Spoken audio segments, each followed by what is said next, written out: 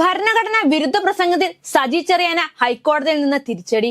കേസിൽ തുടരന്വേഷണത്തിന് കോടതി ഉത്തരവിട്ടു. സജി ചെറിയാനെ കുറ്റവിമുക്തനാക്കിയ റിപ്പോർട്ടും അത് അംഗീകരിച്ച മജിസ്ട്രേറ്റ് കോടതിയുടെ നടപടിയും ഹൈക്കോടതി തള്ളി.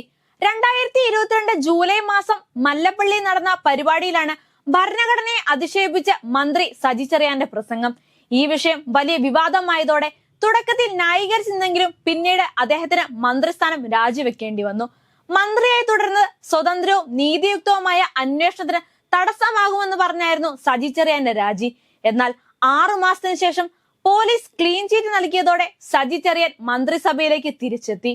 എന്നാൽ ഈ വിഷയത്തിൽ സജി ചെറിയാനെതിരെ സംസ്ഥാന പോലീസ് നടത്തിയ അന്വേഷണം നീതിയുക്തമല്ലെന്നും CBI അന്വേഷണം നടത്തണമെന്നും ആവശ്യപ്പെട്ട് അഭിഭാഷകനായ ബൈജു എം നോയൽ ഹൈക്കോടതിയെ സമീപിച്ചു. ഈ ഹർജിയിലാണ് ജസ്റ്റിസ് ബെച്ചു കുര്യൻ അധ്യക്ഷനായ സിംഗിൾ ബെഞ്ച് വിധി പറഞ്ഞത്. പോലീസ് അന്വേഷണത്തിൽ പാളിച്ച ഉണ്ടെന്ന് ചൂണ്ടിക്കാട്ടിയ കോടതി പുനരന്വേഷണത്തിന് ഉത്തരവിടുകയാണ് ഉണ്ടായത്. ക്രൈംബ്രാഞ്ച് കേസ് അന്വേഷിക്കണം, കാലതാമസമില്ലാതെ പൂർത്തിയാക്കണം, സത്യസന്ധനായ ഉദ്യോഗസ്ഥനാണ് കേസ് അന്വേഷിക്കുന്നതെന്ന് ഉറപ്പാക്കണം എന്ന് കോടതി നിർദ്ദേശിച്ചു. ധൃതി പിടിച്ചാണ് പോലീസ് അന്വേഷണം പൂർത്തിയാക്കിയത്. പ്രസംഗത്തിന് ദൃശ്യങ്ങൾ, ഓഡിയോ എന്നിവ പരിശോധിച്ചിട്ടില്ല. ഫോറൻസിക് റിപ്പോർട്ട് വരുന്നതിന് മുൻപേ അന്വേഷണ ഉദ്യോഗസ്ഥൻ ഫൈനൽ റിപ്പോർട്ട് സമർപ്പിച്ചു എന്നീ കാര്യങ്ങൾ കോടതി ചൂണ്ടിക്കാട്ടുന്നു.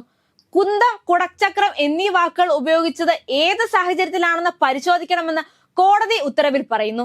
സജി ചെറിയാൻ ഭരണഘടനയെ അവഹേളിച്ചിട്ടില്ലെന്നും വിമർശിക്കുക മാത്രമാണ് ചെയ്തതെന്നുമായിരുന്നു പോലീസ് റിപ്പോർട്ട്. ഇതാണ് കോടതി തള്ളിയത്. ജനങ്ങളെ ഏറ്റവും അധികം കൊള്ളയടിക്കാൻ പറ്റിയ ഭരണഘടനയാണ് ഇന്ത്യയുടേതെന്നും ബ്രിട്ടീഷുകാർ പറഞ്ഞു കൊടുത്തത് എഴുതി വച്ചിരിക്കുകയാണെന്നുമായിരുന്നു മല്ലപ്പള്ളി പ്രസംഗത്തിൽ മന്ത്രി പറഞ്ഞത്. കുറച്ച് നല്ല കാര്യങ്ങൾ എന്ന പേരിൽ ഭരണഘടനയിൽ ജനാധിപത്യം, മതേതരത്വം, കുന്തം, കുടച്ചക്രം എന്നല്ല എഴുതി വെച്ചു എന്നല്ലാതെ സാധാരണക്കാരെ ചൂഷണം ചെയ്യുകയാണ് ഇതിന്റെ ഉദ്ദേശം എന്നായിരുന്നു വിവാദ പ്രസംഗത്തിന്റെ ഭാഗം. മന്ത്രിയെ രക്ഷിച്ചെടുക്കാൻ വേണ്ടി മാത്രമാണ് അന്വേഷണം നടത്തിയെന്നും കോടതി പറയുന്നു. പകൽ വെളിച്ചം പോലെ സത്യമായ ഈ കാര്യത്തെ പാടെ നിഷേധിക്കുന്ന നിലപാടായിരുന്നു മന്ത്രി വിവാദ സമയത്ത് എടുത്തത്. കോടതി ഇതുവരെ തന്റെ ഭാഗം കേട്ടിട്ടില്ല എന്നും ഇതുവരെ കുറ്റക്കാരനാക്കിയിട്ടില്ല, പിന്നെ താൻ എന്തിന് രാജിവെക്കണമെന്നായിരുന്നു മന്ത്രിയുടെ ഇപ്പോഴത്തെ പ്രതികരണം.